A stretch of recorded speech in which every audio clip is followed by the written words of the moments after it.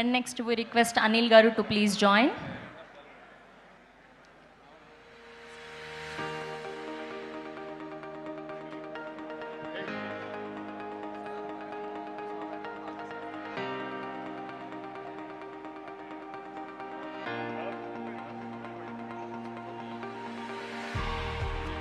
And last but not the least, our young and energetic hero Hanuman ga pan India sensation ni create chesi ippudu Mirai tho palakarinchabotunnatuvanti ma super hero Teja Sajja gariki certificate andinchadam jarugutundi. Here. So ayana guest ga maatrame kaadu ivala vachi blood donate cheyadam kuda jarigindi.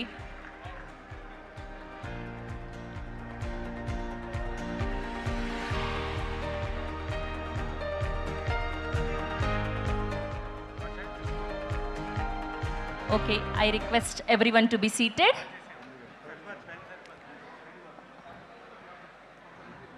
Yes, so ఇప్పుడు అసలు సిసలైన time మన mega star Chiranjeevi గారు మాట్లాడే time వచ్చేసింది. ఏమాత్రం ఆలస్యం చేయకుండా ఆయన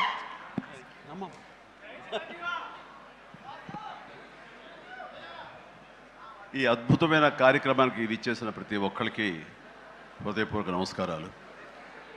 ముఖ్యంగా నాకు తెలిసి గత 2-3 ఏళ్ళగా వాళ్ళు చేసే ఇతర సామాజిక కార్యక్రమాలతో పాటు ఈ కార్యక్రమం కూడా, ఈ సామాజిక సేవ, ఈ బ్లడ్ డొనేషన్ అనేది కూడా మొదలుపెట్టి నాకు అత్యంత ఆప్తులైన చుక్కపల్లి సురేష్ గారు మరింత దగ్గరయ్యారు నా హృదయానికి. ఈ సందర్భంగా ఇంత చక్కటి కార్యక్రమం, ఇంత సేవా కార్యక్రమం చేస్తున్న నా మిత్రుడు, సోదరుడు చుక్కపల్లి సురేష్ గారికి నా హృదయపూర్వక ధన్యవాదాలు, నమస్కారాలు తెలియజేస్తున్నాను. అలాగే ఆయనకి కుడి ఎడమలుగా ఆకాష్, అవినాష్ ఇద్దరు అత్యుత్తమ కుమారులు. వాళ్ళు ఈ కార్యక్రమాన్ని వాళ్ళ భుజస్కంధాల మీద వేసుకొని దీన్ని ఇంత చక్కగా, ఇంత పెద్ద ఎత్తున, ఇంత మెగా బ్లడ్ క్యాంప్ చేయటం అన్నది, దానికి ఎంతో కొంత సహకరించిన మా చిరంజీవి చారిటబుల్ ట్రస్ట్కి ఎనలేని సంతృప్తిని ఇచ్చావు. తద్వారా నాకు ఎంతో సంతోషాన్ని మిగిల్చావు అవినాష్. So wonderful. అండ్ ఈ రోజున ఇది కార్యక్రమానికి విచ్చేయటమే కాకుండా బ్లడ్ డొనేట్ చేసిన బిడ్డలాంటి తేజాకి నా హృదయపూర్వక ధన్యవాదాలు తెలియజేస్తున్నాను. And excellent. నేను అడిగేది ఫస్ట్ టైం అని కాదు, ముందు నుంచి ఇచ్చాను. సో బతికిపోయావు. లేదంటే కనుక నన్ను ఇన్స్పిరేషన్ కానీ బయట మాట్లాడుతుంటావు, ఈ బ్లడ్ డొనేషన్ దాంట్లో తీసుకోలేదేమనుకోను. వండర్ఫుల్. Please keep rocking.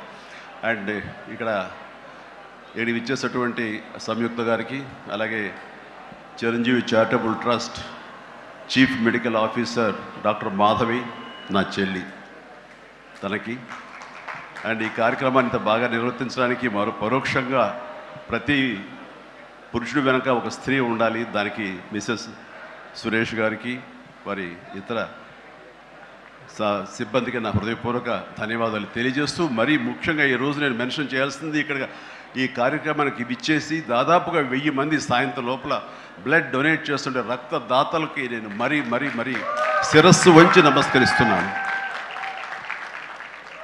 వాళ్ళు ఈ రోజున బ్లడ్ ఇవ్వటం అన్నది కేవలం వాళ్ళకి ఎల్లేని సంతృప్తి వస్తుంది, కానీ ఆ బ్లడ్ మూలంగా ఒక ప్రాణం కాపాడబడుతుంది. ఇది నేను ఎప్పటి నుంచో ఎన్నో ఏళ్లబట్టిగా నేను అనుభవిస్తున్నటువంటి గొప్ప ఫీలింగ్ ఇది నాకు. అంటే చాలాసార్లు చెప్పాను, కానీ ఎప్పటికప్పుడు కొత్త జనరేషన్, కొత్త యువకులు వస్తున్నారు కాబట్టి నేను మళ్ళీ చెప్పాల్సినటువంటి ఆవశ్యకత ఎంతైనా ఉంది. ఎందుకంటే ఇది చాలామందికి స్ఫూర్తినిచ్చే ఒక అంశం. ఈ చెప్పబోయే ఈ విషయం ముఖ్యంగా ఒక జర్నలిస్టు సోదరుడికి నేను ఆజన్మాంతరం రుణపడి ఉంటాను. నన్ను థాట్ ప్రవోక్ చేసి నన్ను ఇన్స్పైర్ చేసేటువంటి ఆ ఒక మ్యాగజైన్ సంబంధించిన ఒక జర్నలిస్ట్ రాసిన ఒక రైటప్ నాలో ఈ స్పృహ నాకు వచ్చేలాగా, నేను ఈ బ్లడ్ డొనేషన్ వైపు డ్రైవ్ అయ్యేలాగా ఆ ఆర్టికల్ నాకు ఎంతో దోహదపడింది. సో ఆ రాసిన మనిషి ఎవరో ఏమిటో నేను మళ్ళీ ఎప్పుడు కలవలేదు, కానీ ప్రతిసారి అతను తలుచుకుంటూనే ఉంటాను. ఈ సందర్భం కూడా అతనికి నా హృదయపూర్వక ధన్యవాదాలు తెలియజేస్తాను ఆ జర్నలిస్ట్ సోదరుడికి. ఎందుకంటే మా అందరికీ సేవ చేయాలని ఉంటుంది, కానీ ఎలా చేయాలో తెలియనటువంటి ఒక డోలాయమాన పరిస్థితితో లేదా తొయ్యకో ఉన్నప్పుడు మీలాంటి వాళ్ళు మాకు ఆ స్ఫూర్తినిచ్చి మాకు డ్రైవ్ చేస్తే కనుక నిజంగా అది పెద్ద మీరు సహాయం చేసినట్లు.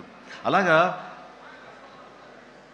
ఒక 27 సంవత్సరాల క్రితం బ్లడ్ దొరకక అనేక మంది ప్రాణాలు కోల్పోతున్నారు. అది ప్రసవ సమయంలో కానివ్వండి, అయితే ఈ యాక్సిడెంట్ సమయంలో కానివ్వండి, అలాగే తలసీమ వ్యాధిగ్రస్తులు కానివ్వండి, క్యాన్సర్ పేషెంట్స్ కానివ్వండి, ఇలాగ రకరకాల వ్యాధిగ్రస్తులు చనిపోతున్నారు అని తెలిసిన తర్వాత బ్లడ్ దొరకదా, బ్లడ్ ఇవ్వరా, ఇంతమంది ఉన్నారు ఎందుకు ఇవ్వలేరు అన్న థాటు నన్ను ఎప్పుడు తొలుస్తూ ఉండేదన్నమాట. సో మన ఫ్యాన్స్ని మనం వేరే వాటికి డ్రైవ్ చేసే కంటే వేరేగా వాళ్ళని వాడుకుంటూ మన కీర్తి మరింత పైకి ఎదిగేలాగా వాడుకునే కంటే వాళ్ళని ఈ బ్లడ్ డొనేషన్ వైపు మనం మళ్లించగలిగితే కనుక వాళ్ళు అత్యంత శక్తివంతమైన మనుషుల్ని సామాజిక సేవ వైపు మనం డ్రైవ్ చేయగలిగితే, వాళ్ళని ఛానలైజ్ చేయగలిగితే కనుక ఆ కన్న తల్లిదండ్రులు కానీ, ఆ సొసైటీలో ఉన్నటువంటి ఇతర వ్యక్తులు కానీ, ఆ సమాజంలో వాళ్ళు కానీ వాళ్ళ పట్ల ఉన్న దురభిప్రాయాలన్నీ పోగొట్టుకుని మంచి అభిప్రాయం ఏర్పడుతుంది కదా, వాళ్ళకి అల్లని సంతృప్తి వస్తుంది కదా, తద్వారా నేను కూడా ఎంతో సంతృప్తి చెందిన వాడిని అవుతాను, ఒక మంచి పని చేసినటువంటి దానికి నాంది పలికిన వాడిని అవుతానంటూ ఆ రోజున ఇచ్చిన పిలుపు, నిరంతరంగా పెర్సిస్టెంట్గా ఇచ్చిన పిలుపుకి ఈ రోజున వేల మంది, లక్షల మంది ఈ రోజున ఈ కార్యక్రమాల్లో పాల్గొంటూ వస్తున్నారు. ఎనలేని సంతృప్తి పొందడమే కాదు, ఎంతోమందికి ప్రాణాలని కాపాడుతున్నారంటే కనుక అది నాకు చాలా గర్వకారణంగా ఉంది. ఇందాక తేజ సజ్జా అన్నట్లుగా ఈ బ్లడ్ డొనేషన్, రక్తదానం అనేసరికి గబుక్కని స్ఫురించే పేరు చిరంజీవి అన్నారంటే కనుక భగవంతుడు నాకు ఇచ్చిన గొప్ప అవకాశం. ఇలాగా ప్రతి ఒక్కరి మధ్యలో రక్తదానం అనేసరికి నా పేరు వాళ్ళ స్ఫురణకు రావడం, నేను గుర్తు రావడం అనేది నేను ఎన్నో జన్మలు చేసిన పుణ్యఫలంగా నేను భావిస్తున్నాను. దానికి థ్యాంక్ యూ ప్రతి ఒక్కరికి. ఇక్కడ సరే ఎన్నెన్నో ఇన్సిడెంట్స్ వింటుంటాము, ఎన్నెన్నో ఇది ఆఖరి నిమిషంలో ప్రాణాలు ఎలా కాపాడబడ్డాయని వింటుంటాము. కానీ ఈ మధ్య నాకు మనసుకి అత్యంత దగ్గరగా జరిగిన ఒక ఇన్సిడెంట్ మీతో షేర్ చేసుకోవాలనిపిస్తుంది అనమాట. ఎవరో ఒక పొలిటీషియన్, సరే ఎవరికైనా సరే నేను చాలా సాఫ్ట్ టార్గెట్, ఎవరైనా ఏదో మాట అనేది ఏం పర్వాలేదు.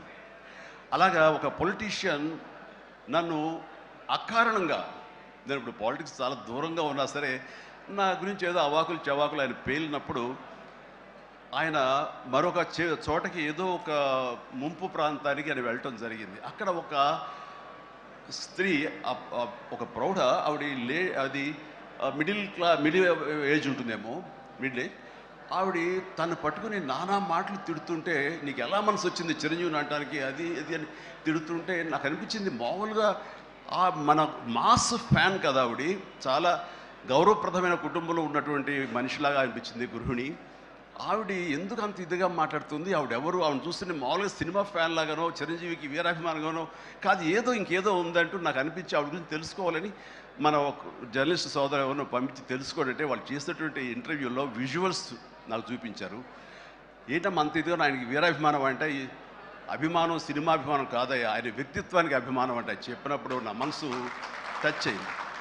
ఏంటమ్మా అంత ఇదిగా ఏంటమ్మా ఆయన మీకు ఏమైనా సహాయం చేశాడు, ఏం చేశాడంటే సహాయం చేయటువంటి అయ్యా, నా బిడ్డ ప్రాణాలను కాపాడాడు అని అన్నప్పుడు ఏ విధంగా ఏంటి అని అన్నప్పుడు, నా బిడ్డకి రాజమండ్రిలో దగ్గర ఒక పల్లెటూరిది, రాజమండ్రిలో కానీ కాకినాడలో కానీ నా బిడ్డకి ప్లేట్లెట్స్, డెంగ్యూ వచ్చేసి ప్లేట్లెట్స్ బాగా డౌన్ అయినప్పుడు వితిన్ అవర్స్ నా బిడ్డ కనుక ప్లేట్లెట్స్ సమయానికి అందకపోయి ఉంటే కనుక వాడు ఏమైపోయాడు, పాటిగా దూరం అయిపోయేవాడు. అంటే ఒక 8 ఏళ్ల బాల్ని అబ్బాయిని పిలిచి పక్కన కూర్చోబెట్టుకుని ఆ తల్లి చెప్తుంది, మరి ఎవరో చెప్పారు చిరంజీవికి ఫోన్ చేయపోయావమ్మని. నేనేంటి చిరంజీవి ఫోన్ చేయటువంటి, ఎక్కడి నుంచి చేయగలను, ఆయన ఎక్కడో ఉంటాడు, ఎలా చేయాలి ఫోన్ అని తెలియని పరిస్థితుల్లో, లేదమ్మా బ్లడ్ బ్యాంక్ చేయి, వాళ్ళు ఖచ్చితంగా ఎత్తుతారు ఫోను, నీకు కాల్ సహాయం చేస్తారంటే వాడు గంటల్లో కావాలి, అది ఎక్కడో ఉంది హైదరాబాద్లో, ఎలాగొస్తుందో అనుకున్నాను. కానీ అయినా సరే ఎక్కడో ఆశ చావక ఫోన్ చేయడం జరిగింది. ఫోన్ చేసిన తర్వాత అక్కడ స్పందించి అక్కడ సిబ్బంది వెంటనే రాజమండ్రి పరిసర ప్రాంతాల్లో ఉన్న అభిమానులు, ఆ బ్లడ్ గ్రూప్ ఎవరికైతే ఉందో అభిమానుల్ని వెంటనే పంపించేయడం ఏంటి, అవర్స్లో వాళ్ళు హాస్పిటల్కి, నీరెస్ట్ హాస్పిటల్కి వెళ్ళి బ్లడ్ ఇవ్వటం ఏంటి, దాని నుంచి ప్లేట్లెట్స్ వేరు చేయటువంటి, ఆ బిడ్డకి ఎక్కించడం ఏంటి, తెల్లారిసరికి ఆ బిడ్డ మళ్ళీ తిరిగి ఎంతో ప్రాణాలతో బతికాడు. ఇది ఈడనయ్యేవాడు. ఆయన కనుక సమయానికి చేయకపోయి ఉంటే నా బిడ్డ ఏమైపోయాడు. అలాంటి మనుషుల ఈ తుచ్చులు నీచులు కలిసిందని మాట్లాడతారు. వాడిని నాకు సరిపోలేదు, దగ్గరికి వెళ్ళి ఉంటే ఏమి చేసేదాన్ని అని చెప్పేసి అప్పుడు అంటుంటే చాలామంది అంటారు, ఎవరిని మిమ్మల్ని ఇలా అటాక్ చేస్తుంటారు సోషల్ మీడియాలో మాట్లాడుతుంటారు, మీరేం మాట్లాడరు ఏంటని. నాకు నేను చేసినటువంటి మంచి కార్యక్రమాలు, నేను నేను పొందినటువంటి ప్రేమ, అభిమానం, ఇదే నాకు రక్షణ కవచం.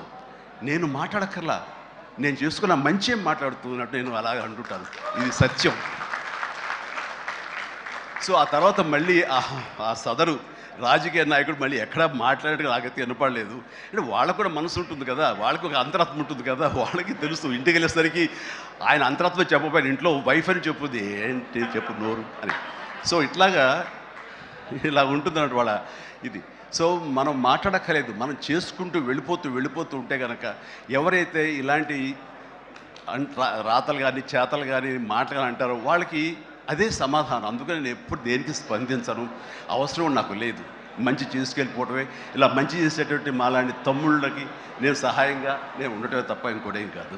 అండ్ అనుకూలమైన ఇక థ్యాంక్ యూ. అండ్ ఈ రోజున ఎక్కడ ఇతర దేశాల్లో నా అభిమానులు కూడాను నా మాటని స్ఫూర్తిగా తీసుకుని ఆయా ప్రాంతాల్లో వాళ్ళు బ్లడ్ డొనేషన్స్ చేస్తూ ఈ రోజున నాకు మంచి పేరు, మరింత మంచి పేరు వచ్చేలాగా నేను గర్వపడే విధంగా వాళ్ళు చేసేటువంటి బెడ్ డ్రైవ్స్కి వాళ్ళు ఎక్కడో సరే, ఏ ప్రాంతంలో ఉన్నా సరే, ప్రతి ఒక్కరికి నేను ఎప్పుడూ కృతజ్ఞతతోటి నేను నా మనస్ఫూర్తిగా నా అభినందనలు తెలియజేస్తూ ఉంటాను. నాకు ఈ అవకాశం ఇచ్చారు ఇక్కడికి రావడానికి, మా బ్రదర్కి. ఆయన చేసిన కార్యక్రమాలు ఎన్నెన్నో చూస్తూనే ఉన్నాము. అండ్ దానికి ధీటుగా ఎవరు నిలబడలేరు. అలాగే నిరంతరంగా వాళ్ళ నాన్నగారికి నివాళులు అర్పించే విధంగా ఇది సెంటనరీ ఇయర్.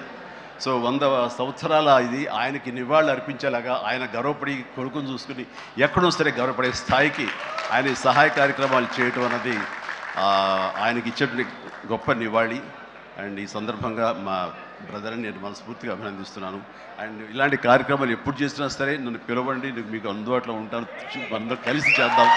అండ్ ఫ్యూచర్లో మీరు ఎక్కడ ఏం చేసినా సరే మంచి కార్యక్రమాలు నాకు అవకాశం ఇవ్వండి, మీతోనే ఉంటాను. And thank you everybody. నమస్తే, థ్యాంక్ యూ.